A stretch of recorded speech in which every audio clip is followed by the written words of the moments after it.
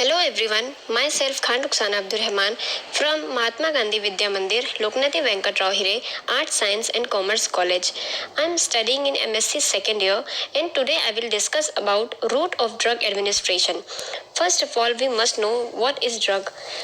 A drug it is a substance that is used for diagnosis, treatment, mitigation or prevention of any disease or disorder in human being or animal.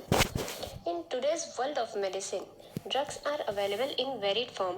Some are liquid, some are semi-solid, and other are tablet, capsule, ointment, injection, etc. Hence, administration of these preparation also differ from type to type. Hence, we have to study in detail what type of route is preferred for administration of each drug, and this is the tree diagram of the route of administration of drug, in which first is systemic effect and second is local effect. Now, what is systemic effect? The effect produced by the drug after being effectively absorbed in bloodstream is known as systemic effect. In local effect, the effect produced by the drug in a localized area where it is applied or administered is known as local effect. Simply that means the drug is applied externally and produces effect, and that is therapeutically called a local effect.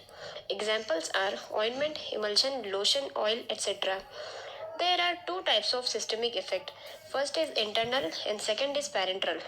Local effect are divided into three categories. First is topical, second deeper tissue, and third arterial supply. Now first we discuss the type of systemic effect, in which first is internal route.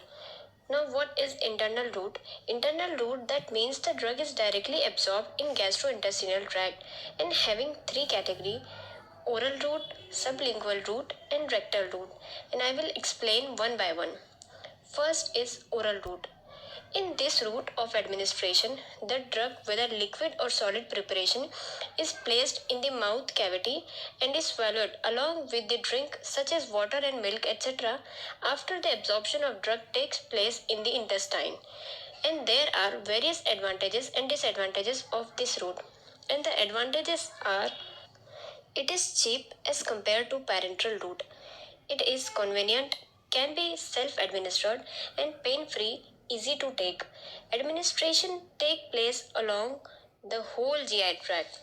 Sterilization, no need to this complicated process.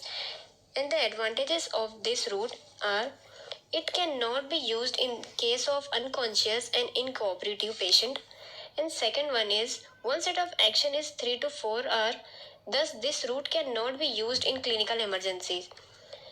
And patients showing symptoms of vomiting and diarrhea cannot consume drugs by oral route. Sometimes inefficient because only part of the drug absorbed. Second is sublingual route. In this picture, the tablet is placed below the tongue. That means it is sublingual route. In this case, the tablet of medicament is to place below the tongue and is allowed to dissolve in the mouth cavity. Thus, the active medicament get absorbed through the buccal mucosa membrane. The absorbed material is then directly passed into the systemic circulation. The examples of this route are: ephedrine is used in the treatment of asthma. Advantages of this route are: this route shows rapid onset of action. It is useful in medical emergency in case of angina pectoris. As the drug directly reaches the systemic circulation, degradation of drug in the stomach is avoided. And the disadvantages of this drug are: it is unpalatable and bitter. The large quantity of drug are not given. Only few drugs are absorbed by this route. Drugs having direct or toxic effect on heart should be cautiously administered by taking utmost care to avoid any such effect. Third is the rectal route, in which drugs are administered rectally as a suppository. In this form, a drug is mixed with waxy substance that is dissolved or liquefies. After it is administered to the rectum, it is useful in constipation person. Examples of these drugs are diazepam, indomethacin, paraldehyde, ergotamine, etc. Now the advantages of this route are: it is used in children, used in vomiting in unconscious patient, higher concentration rapidly achieved. And the disadvantages are: it is inconvenient Absorption is slow and erratic. Irritation or inflammation of rectal mucosa can occur. The second type of systemic effect is parenteral route. Now, what is parenteral route? All of you know about the injection. Everyone is afraid to hear the name of injection. So, friends, that is parenteral route of administration, in which the route includes the route of drug administration other than the alimentary tract.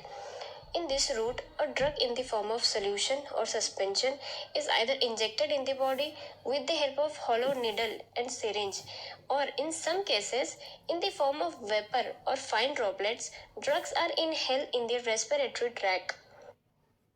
There are various types of parenteral route of administration as shown in picture, in which first is intravenous, second intramuscular, third subcutaneous, fourth intraarterial, fifth intraarticular, and sixth intrathecal, and seven intradermal.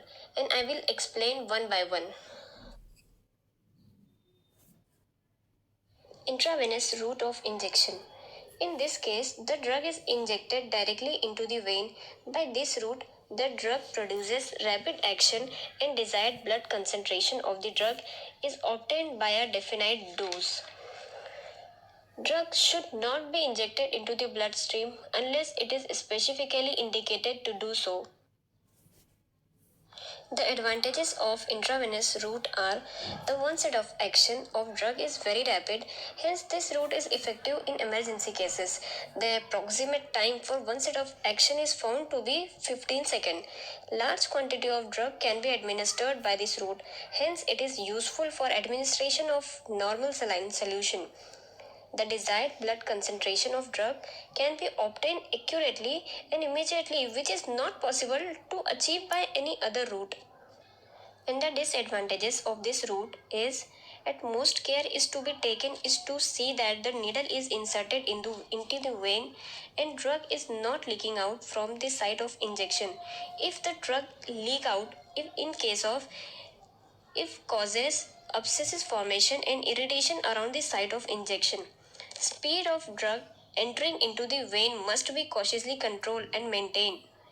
Once the drug is administered intravenously, there is no retreat, and its side effects are also quicker than that of drug given by any other route.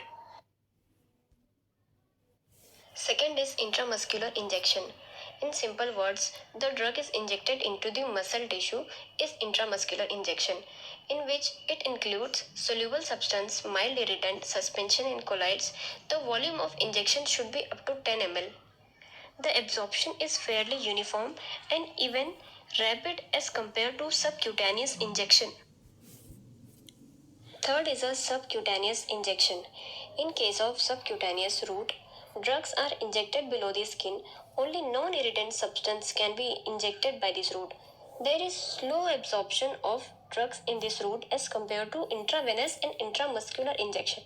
In spite of slow absorption, the drug's action is well sustained and uniform. Examples of these drugs are insulin, adrenaline in oil, certain hormones, etc. Fourth is a intra-arterial injection. In this type of injection, a drug is injected directly into the artery. The anti-cancer agents are given by this route. The route is also used for diagnostic study and for injection of some anti-malignancy drugs. But due to various risks, this route is used rarely and by expert only.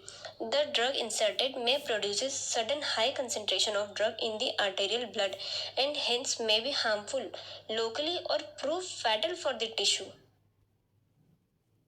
Fifth is intra-articular injection. In this route, the injection involves administration of certain drugs directly into the joints. As shown in picture, this route of drug administration is employed for the treatment of local condition which can achieve high local concentration of the drug. Examples of these drugs are hydrocortisone in rheumatoid arthritis. Sixth is intrathecal injection. This route involves introduction of drug in the subarachnoid space. This route is used when the local and rapid effect of drugs are desired. It is Useful in spinal anesthesia and acute central nervous system infection. Intrathecal administration requires a strict aseptic technique. And the last one is intradermal injection. Drug is given within a skin layer. It is painful, mainly used for sensitivity to drug. Examples of these drugs are penicillin, administration of vaccine like smallpox vaccine.